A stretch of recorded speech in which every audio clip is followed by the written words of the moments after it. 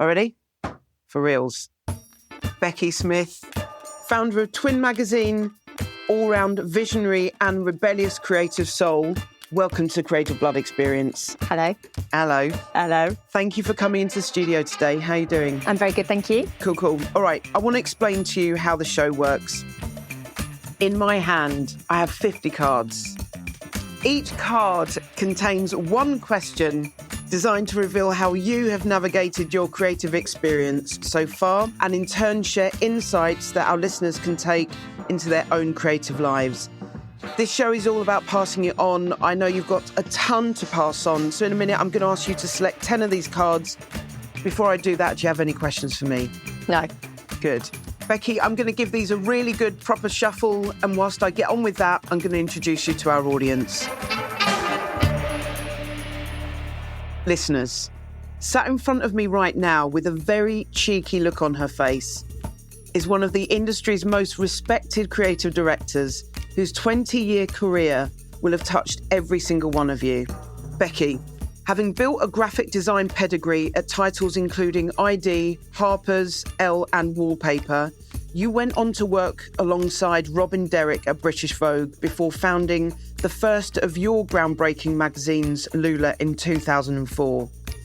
Edgy, powerful and feminine, your unmatched and often minimalist approach has seen you take the helm as in-house creative director at Stella McCartney, as well as freelance creative director for brands such as Max Mara and Aquas Guten. In 2009, you brought your mastery of photography, film, typography, branding, print design, and all-round intuitive command of the cultural and fashion landscape to simultaneously launch your very own Twin magazine and the creative agency Twin Studio. And here's how they both roll. The magazine is a hardback biannual publication that showcases new and established disobedient creative voices through art and cultural features. It's a stunning and fantastically smart, not-for-profit project that is all about practicing radical creativity in collaboration with designers, photographers, models and writers who put their very individual stamp upon the world. Its contributors include a stellar list of A-list artists, including Marcus Schaefer, Melanie and Ramon, Anya Holdstock, Claudia Knopfel and Boo George, to name just a few. Meanwhile, at Twin Studio, you deliver genuinely thrilling, utterly elevated content for fashion and art-driven brands like Victoria Beckham Beauty, La Mer, Charlotte Tilbury, Louis Vuitton and Burberry, and a million others that would literally keep us here all day, and we're going to get to that. And to keep us all on our creative toes, you've literally just launched Gallery 13, a physical space in the picturesque village of Windlesham, Surrey, where you curate an incredible array of independent UK artists specialising in contemporary art. Becky, I know there's a great story as to how that came about. It's great to have you here. Let's do this. Let's do it. Let's do it. Okay. Just don't look at them, pick them and just put them down flat so you don't see the questions in advance. 3, 4. Yeah, very thoughtful. This is a very thoughtful picking exercise. Is there a method to any of this? Yes. What is it? Some from the end and some from the middle. Yeah. I'm feeling the vibes of the cards. Okay. Is that 2? Is that 2? Yeah, perfect. So, okay. I think that's right. 10. All right, pass them over to me. Right, let me take these away. Thank you very much. Okay, so whilst I'm arranging the cards, I wanted to ask you, for somebody who has basically made their career in advertising and working on editorial, I'm really fascinated by what you've done with Gallery 13. And I wanted to ask you, where does that come from? Like, what's behind that?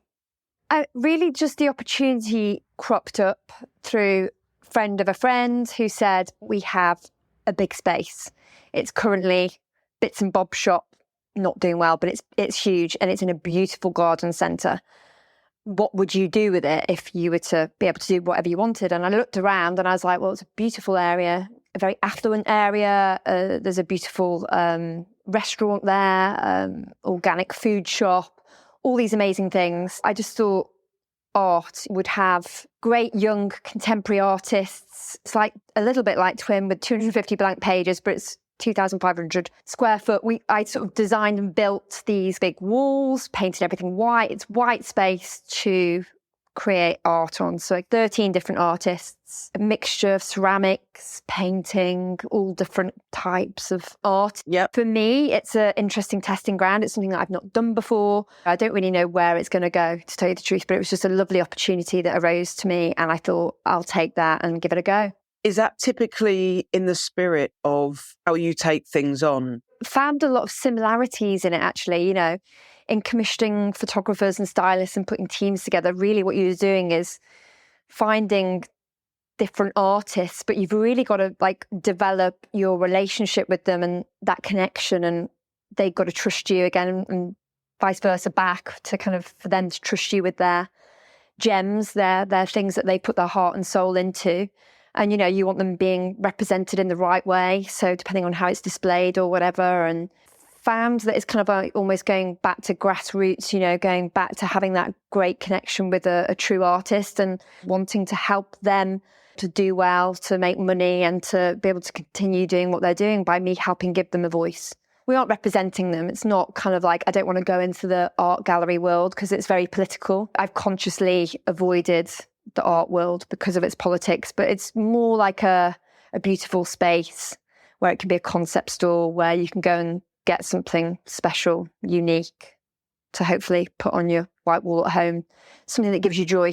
I get joy out of filling Twin with great imagery, and I get joy out of curating this art for people to buy, to put into their homes, to brighten their homes. Why Gallery 13? Where's the name? There's always a story with the names. Tattooed on the back of my neck, 13, my lucky number, my partner's birthday. There's 13 artists. Everything with me is associated with that number. I think it's a good number. Unlucky for some, but lucky for me. Well done. Well done. Makes perfect sense. Let's play. Start with something easy. Warm meal. Okay, right. The good news for us is that you've picked a dealer's choice. Did I explain the dealer's choice? The dealer's choice means that I get to ask you something that's specific to you. Is it like a joker? It's a bit of a joker. Okay. I mean, in the spirit of the joker. Okay. You just picked it, right? Lucky me. So lucky you, lucky us. You can pass on one question, but I'm afraid it's one card and one card only. All right. You said start with an easy one. Yeah. All right. Cool. What's your name? What's your name? Where'd you come from? Number one. Becky Smith from Stoke-on-Trent. Okay, right. Question number one. Yeah? Yeah. Okay. Do you remember who gave you your first break in the industry? I do. Yeah. Robin Derrick. Okay. And tell us. I'll always remember him and be thankful. Well, actually, Edward Enfield gave me a break before Robin Derrick. Sorry, Robin. Well, it's more like there's a passage into the industry, exactly, and there will be one person that opened that door. I stuck my foot in the door. Okay. Yeah, I sent a CV that I printed on a T-shirt that I then got laminated, a strange CV. You had to try and find silly ways to be recognised back then. Very creative. Sent it into ID magazine, and they asked me to come down, and obviously came down from up north, stayed in an awful bed and breakfast on Tottenham Court Road, and there was a room packed full of clothes back in them days. It was just like, here's an A to Z, do all the returns. There was literally 400 bags in there. Yeah. So I returned all 400 bags, and I was rewarded by going on a shoot, which was amazing. So yeah, I was helping. I thought I wanted to be a stylist when I first started out. Yeah. Stupidly, which was not the right career for me. But it was a great entry into ID magazine and into the fashion world and to amazing people. And yeah, from there, I then managed to get the foot in the door. So again, same thing there, working as an intern for 6 months and then got offered a permanent job. So I will never forget those two people who helped me get into this. And very significant people in the industry. Obviously, those names are recognised now, but at the time... They were, I mean, Edward's massive now, isn't he? But he was always very talented and always going to go places. And he really ruled that roost and was and still is a driving force. So, yeah, a great person just a great time to observe a working office back then and, what was going on and, just being a quiet little mouse, returning the bags by foot, not knowing London with an A to Z, like getting very lost, but just sitting there quietly, listening, observing, finding out how things work, making yourself out. All I was doing is getting sandwiches, teas and coffee and stuff like that as well, doing all that rubbish stuff. But then I was rewarded by going on set with like the most amazing people. So Craig McDean, you know, with big stars. And I was just like a kid in a sweet shop. It was lovely. So you send a T-shirt in. Yeah, ID magazine. Brilliant. So, which had your CV on and the had back. my CV printed on the front, yeah. So the CV being like your GCSEs sort of thing. Becky Smith from Stoke-on-Trent wants a job. Exactly. So somebody called you from the office then and said, come in, we want to meet you. Yeah, come in and just do work experience, yeah. Okay. And based on that work experience, what do you think it was at the time? Because that would have been massive. Like everyone sends things in, but not everybody gets a reply. So that initiative and that sort of innovative, creative approach to sending a T-shirt rather than a printed like A4 sheet of paper. I don't think it was the genius in that. I think, you know, a lot of these places need a lot of interns. I guess once you're there, it was actually that I'd returned all the bags in a record amount of time. It was just pure determination. I don't know my way around London, but it was a great way of finding my way around London. I'd only been to London twice before on school trips. Yeah. So it was because I did that job so quickly and nobody had ever done it that quickly that I was rewarded by going on the shoot. So I guess it comes down just to good old-fashioned hard work, you know, doing what you're told, doing it efficiently, doing it well, and then being like, right, I've done that. What do you want me to do next? And they're like, you've done it already? Oh, okay. Well, come on the shoot tomorrow. Perfect.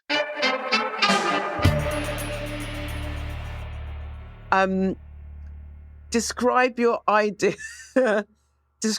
ideal creative environment using all 5 senses. And if I can just mention those 5 senses being smell, touch, taste, listen, and see. Oh yeah, we've got to see something. So see it, hear it, taste it, touch it, smell it.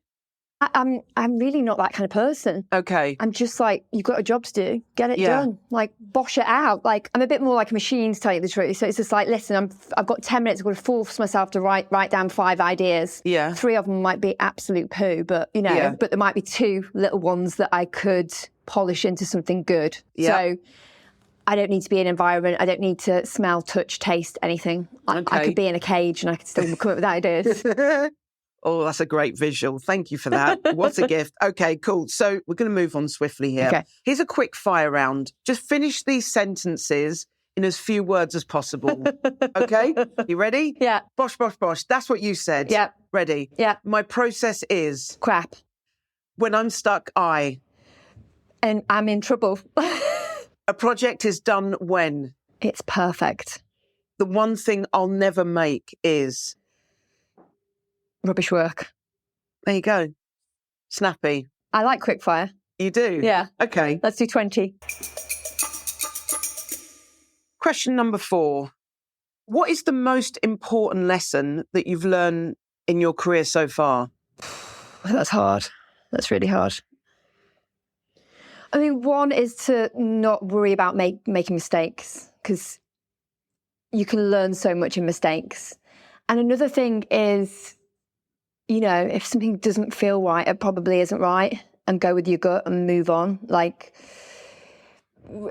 fashion industry is big and difficult and confusing and a head fuck, and I tend to listen to my gut a lot, and I think that's the best thing that anybody can ever do. So I'm now saying no a lot, but that's good because then I'm getting the better stuff. So I guess maybe that comes with confidence and time and kind of, you know, listening to the inner voice.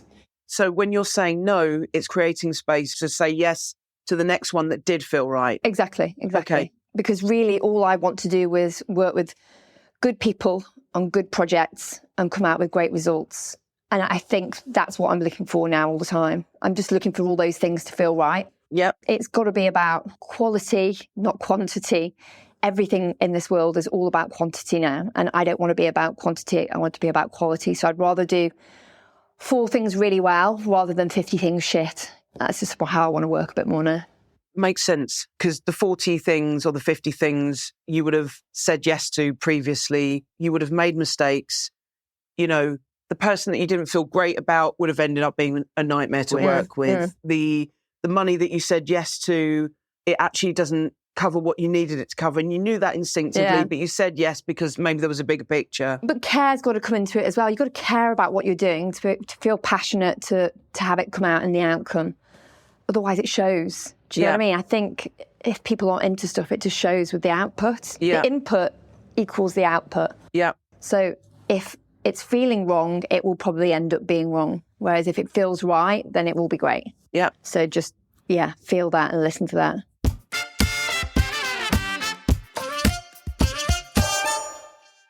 It's a biggie. What's the most ridiculous request you've ever received from a client? You're smiling. And how did you respond? This is very good. Is there something that comes to mind? Yeah, I can't name names. No, you don't have to name who it is. I can do it in yeah. You're very quick to respond there. Something's obviously jumping out at you. It's just one of those ridiculous things where the requests just don't stop and they keep getting bigger and bigger, and it's anything from llamas to dogs to, almost like turning into a pet zoo that are all required on set at the same time. And just sort of what happens in that scenario? What's the zone that you have to go in? Because obviously, you're in deep. You have to respond to a request. Yeah. You're not just going to ignore it. You can't. That's not even an option. Yeah.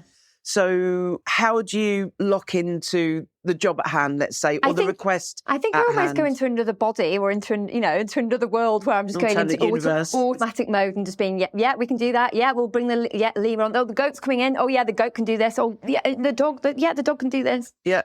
I mean, it felt wrong, but, I had to do it. So I just go through the motions. Yeah. If I may ask, did it feel creatively wrong, or did it just feel like wasn't logic? There's no logic. It was just ridiculous requests for ridiculous requests' sake, because that's more about the person rather than the creative. I think, unfortunately, that's where a lot of people go wrong. When you work for a lot of big people, big names, big brands, or if their name is on that door, whatever that brand is, they've got blood in the game, so they care more, so the ego grows more, so the requests get bigger and the demands get bigger and they get ridiculous, and it then can kill creativity. Because creativity is actually a magic, lovely little thing that needs to be nurtured and cared for to evolve and grow and move and change. And when the demands and the things like that are happening, everything gets killed. And then it just becomes, say this, get this, do that. Really? Do we really need that? And obviously I challenged it at the beginning, but it continued, So then you kind of go, all right, well, I'm not needed here. There's nothing I can do. Right.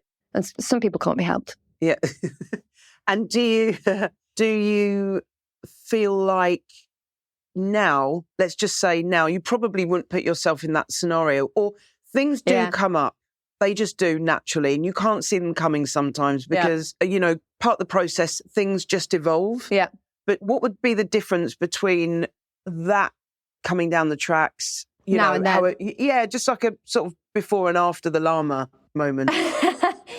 Well, yeah, so after the llama, now I'm just like, if I spot any of that behaviour, it's just like, shut it down or get out. I'm just not, I haven't got the tolerance myself, the time or the energy to put up with that. Life's too short. Yeah. So I'll be like, bye-bye. Yeah. But it's also about respect and mutual respect, I think, as well. Kind of comes into it. Yeah. Any kind of relationship like that is got a client and an employee or something like that. There's two parties, and both need to be bendy and able to give. You can only ever be as good as your client wants you to be. If the client is no good and isn't pushing or hasn't got flexibility for creative freedom, then there's only so much you can do. So it's a mutually respectful thing where both parties have to, I was going to say ideally get along, but there's been people that I almost haven't got along with that I felt quite challenged by, which I've really enjoyed that challenge. And I quite like a bit of that to kind of push me to do more and go, oh, well, you think that? Well, hold on a minute. I disagree with that. What about this? And like push you further. And that can sometimes be really exciting. And you're either a person who loves that or hates that. So there's been some scenarios where I've had that and it's made me go even higher and raise my game, which I quite like. But there's a delicate kind of, it's a fine line. Edge on it, yeah. If you were to speak to somebody who was at the beginning of their career, working with somebody who they felt like, for example, was asking for things that just didn't feel in line for whatever reason with what the brief was, but they didn't necessarily have the words or the confidence, let's say, to challenge for all the right reasons.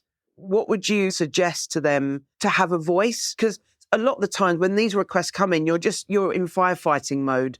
Firefighting is the perfect term that I've used quite a lot in the past for some people that you end up working with. But for me, I guess sometimes what I can do is fast forward through the scenario in my head and think what the outcome is, and then kind of go, well, what are you trying to gain here, or what is the outcome, or what will that be to make this moving image film or piece of creativity any better, and question it, what you're trying to achieve by that, and actually question it and be like, but I think this would be much better. What about trying this? And really, you've got to... Do you think that commands respect from the other person if you're a little bit, yeah. Because it's a little more strategic. Yeah. And again, you've kind of got to, it all depends on that relationship. That's why psychology, there's quite a lot of people who've done really well in the creative industry who've studied psychology. Yeah. Because, it's a great trait to have, because all these jobs are all dealing with people, or tricky people, or people who think that they want something or think that they know what's best when they don't. So if you can find a way of working your way around that person, you can then usually end up getting what you want, which you should know. Most creatives are good at knowing what's right, because I can fast forward and see the outcome. But sometimes you need to find a way to prove it to them, or challenge them on it earlier, nip it in the bud, and then show your authority by going, I think this is right, don't you agree? And then hopefully you've won that one little step, but then you've probably got another 10 steps the rest of the shoot.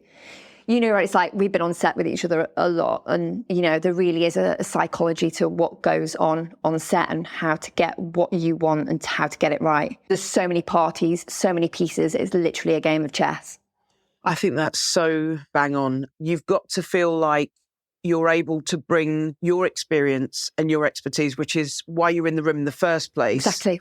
And creatively, you won't get the outcome that exactly, and that's what it's all about. You've gone through all this blood, sweat, and tears to get what you want at the end. So you really have for your client. Exactly. Yeah. That's where the psychology comes in. That's where you've got to really work with them to figure out what they want, how to get what I want creatively, and to make them realise that that's what they want.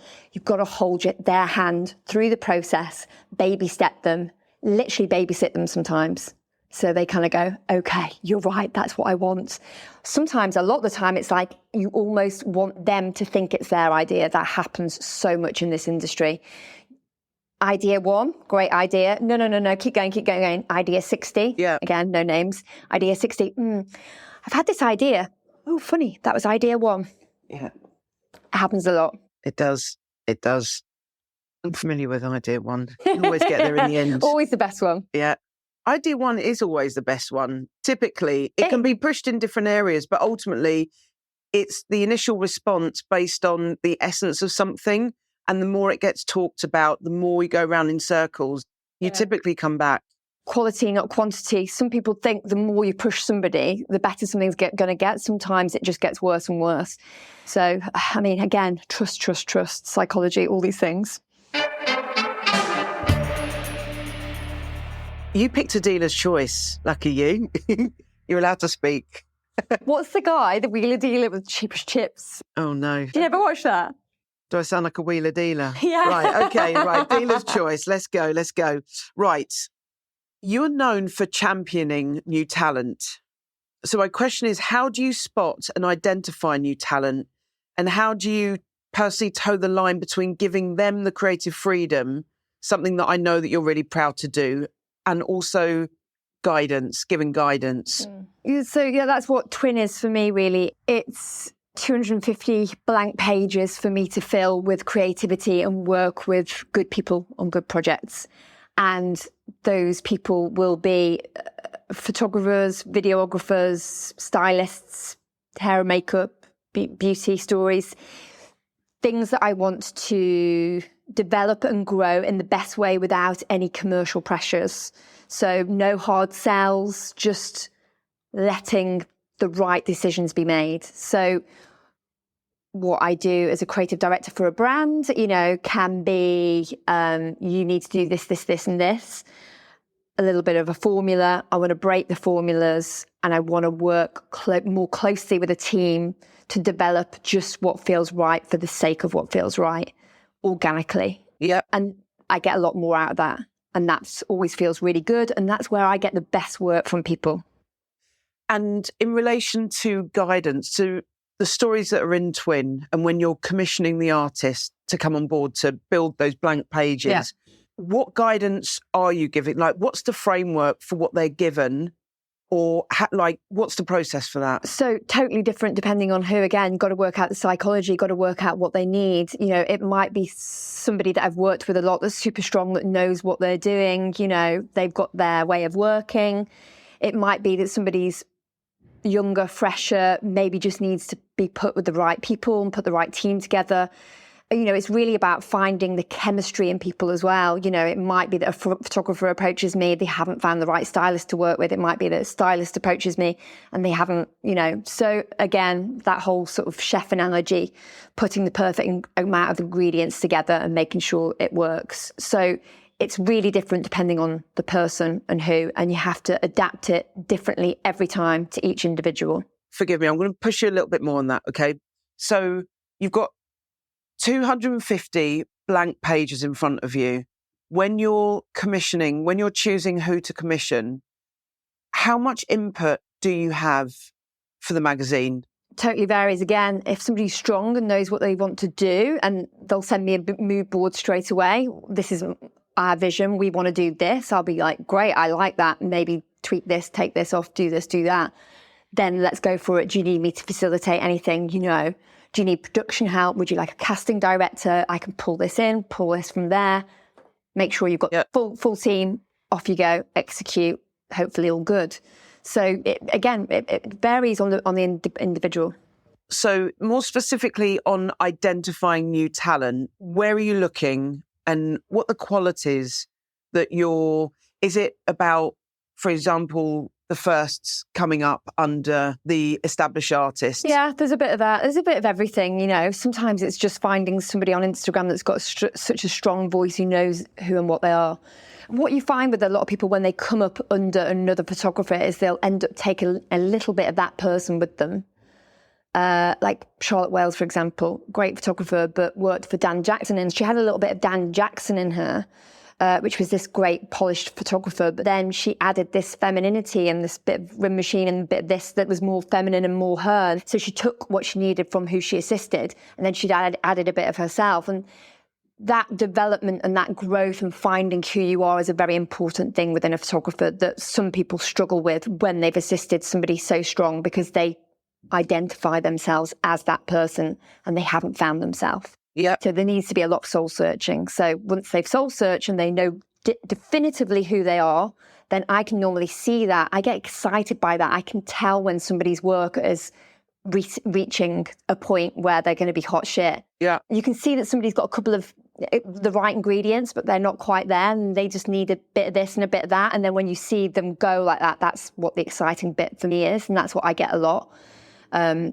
Working with so many great people on Twin and then just seeing them going off and working with all the huge brands just makes me feel so great.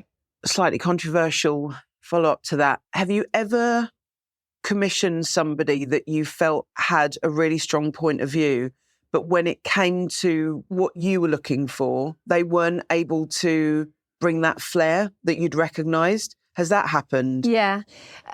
In the entire, I think it's 14 years of Twin, there's probably only ever been one story that I've killed, which is a pretty amazing track record.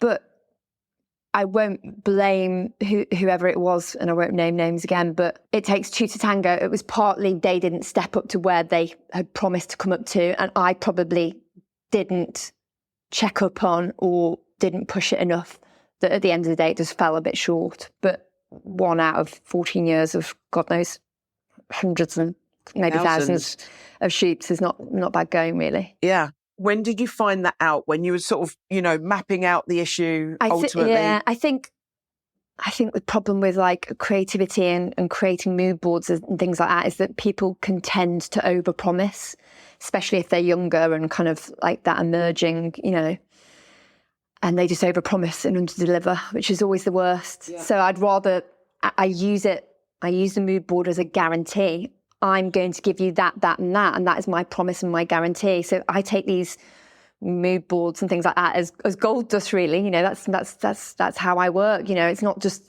pictures for picture's sake. And unfortunately, it's their vision. A lot of people can try and overperform in that, and then when it comes to what they're doing, they're not quite ready to be able to achieve all that, which is it's great because that shows good optimism, but sometimes occasionally people fall short.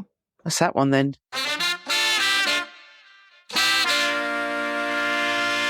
Okay, it's another bit of a biggie here.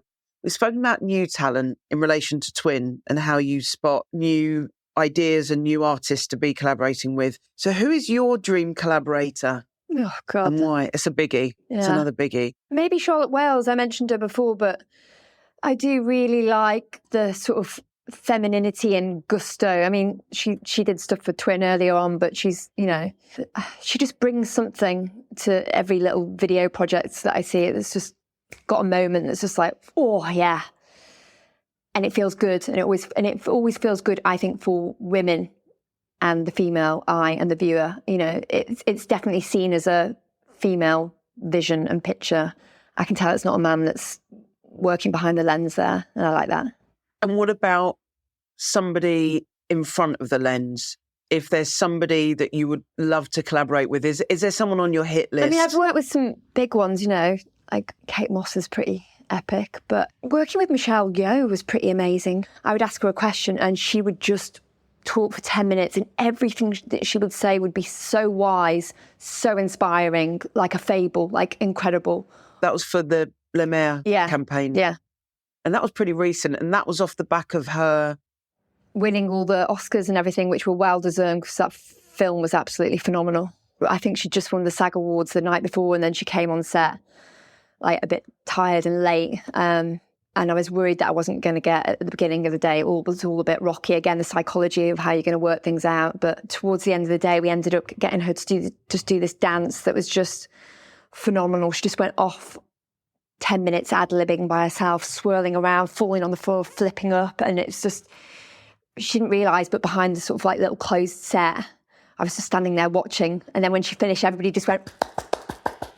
Everybody's broke out into an applause, which is so great because again, that's like sort of what you've got to find in a shoot is, you know, it can be stressful or people can not seem to want to give.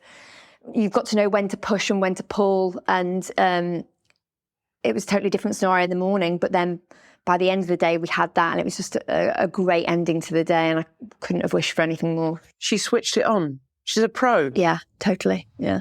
You a coffee drinker? I don't know if she was, you know, I think, no, she was just... Some electrolytes. Maybe, yeah. Okay, right, next one. What do you think is the biggest challenge facing the industry right now? It may be something that you're experiencing or that you're observing. Fashion, I think, is kind of almost becoming too much and wanting too much and everything everywhere, all a bit chaotic. Sadly, I kind of want that to settle and calm down again and become a bit more of a beautiful thing. You know, just like the shows and everything have become a bit of a farce, you know, people like turning up dressed as like animals and it's just become a bit of a joke really, unfortunately. And I sort of miss the elegance and beauty of it. So I've kind of... Why is that important to you? Well, because a lot of my magazine is, you know, revolving around fashion, but for me, I think during COVID, it changed my opinion on fashion, and I sounds so wrong to say that I don't care about it as much, but it just wasn't as big a priority, and there's bigger priorities going on in the world in general. So I think that took the edge off it for me, and maybe I think I find beauty very interesting. I think our ideas and perceptions of women are growing and changing. There's so much more happening in the beauty world, and I think there's a lot more evolving that could happen there that might be really interesting. So I'm definitely quite interested in that field a little bit more as well. I think for me, fashion has kind of almost not become too much, but it's become a little bit of a joke. And I miss some of the sort of slower, more elegant moments. So I'm finding that elsewhere. So I'm sort of, you know, spreading my wings in other ways. I'd just like to say, I was thinking of elegance when you were talking, and then you said the word a few times. And that femininity is obviously something that you fall in love with, that you need to feel from a picture or a moment with an artist. That's where you feel perhaps the most connection, that elegance, that element, that feminine elegance. There's moments when I see where we just get it right, which is lovely. And it's kind of like sometimes it's just the stripping back of a few elements that just makes it a bit more raw and a bit more beautiful. And again, it's a fine balance. It can go this way or that way, but finding that lovely little balance is, again, something that I find exciting in image making and creating creativity, you know. Okay, second to last question for you. Serious face.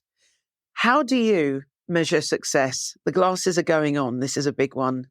How do you measure success? Either personally or for the magazine or for a client? Like, where's the bar for you?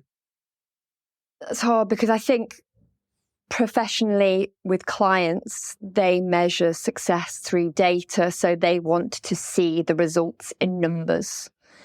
But the problem with those results is those results always lie in the past, not the future. And I feel like it's my job to try and help see into the future. So data to me can be taken with a pinch of salt. And I think I measure success by feeling that my vision has been seen through, how I feel it in my heart and in my gut, that how I wanted it to be, how I saw it in my head.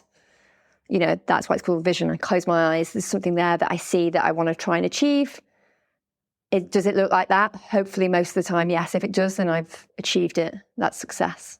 It's a bit of it's just a gripe with data for me. Data is all what's happened in the past. And really what we're doing is creating stuff for the future and moving forward. And nobody can tell me what the future holds or what the future has got to come. Art is about boundaries, always moving forward.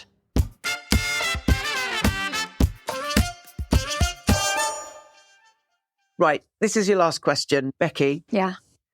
Don't need to put my glasses on again. No. Okay. I think it's a biggie.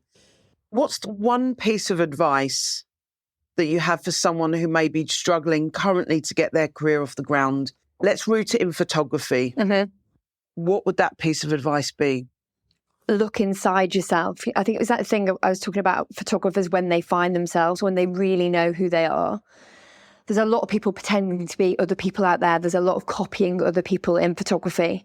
And I think for photography to work and to be really great, somebody like Jack Davison, for instance, you know, he knows who he is. His photography style is so distinctive. You know, what you know when you're looking at a picture of his, and, you know, it all comes from within. So for anybody wanting to, you know, break the industry, look inside yourself, figure out who you are and what you want out of this and what you want to achieve. Once you've found that, everything else will click into place. Yeah. So finding your voice, basically, being true to yourself. Know who you are, find your voice and say it over and over again, loud and proud, you know, shout it. Consistency as well, and being strong. I think, you know, this industry can, you know, chew people up and spit them out a lot, or, you know, make people feel used and abused. So you have to find it inner strength and keep tapping into that inner strength, knowing who you are and repeating it over and over. Stay true to yourself. Just put it out there. It's a great message. It's a big one. It's an important message. Becky, thank you so much, genuinely, for being so generous and very candid. It's not often that people feel like they want to be or they can be. Everything you've shared, everything you've said is really about paying it forward. And there's some really incredible insights. So thanks a million. Really appreciate it. Back at you. Thank you. Nice one. Cool, Thanks. cool. Where are you off to right now, by the way? I've got an important call. Okay. Okay, I'm not going to go there then. Okay, before we go, is there anything that you'd like to share with our listeners? A recommendation, particular project, upcoming show at Gallery 13, perhaps? You've answered the question for me. Okay, keep going. No, that's very... Windlesham, Gallery 13 artists curated by me. It's in a beautiful area. It's a 2,500 square foot space. There's lots of rare, bespoke, one-off pieces. Great artists like Alexandria Coe, Sam Winston, Venetia Berry, Nick Passmore. There's ceramics there, Freya Bramble-Carter. Lots of amazing, beautiful work on show that is available to buy. So get yourself down there, Gallery 13, Windlesham. Can they meet you there? Will you be there? What days are you there? I'm there weekends mainly, not during the week. All right. Or by appointment. By appointment only. Thanks 8 billion. Okay, really appreciate it. Pleasure. And see you down in Windlesham.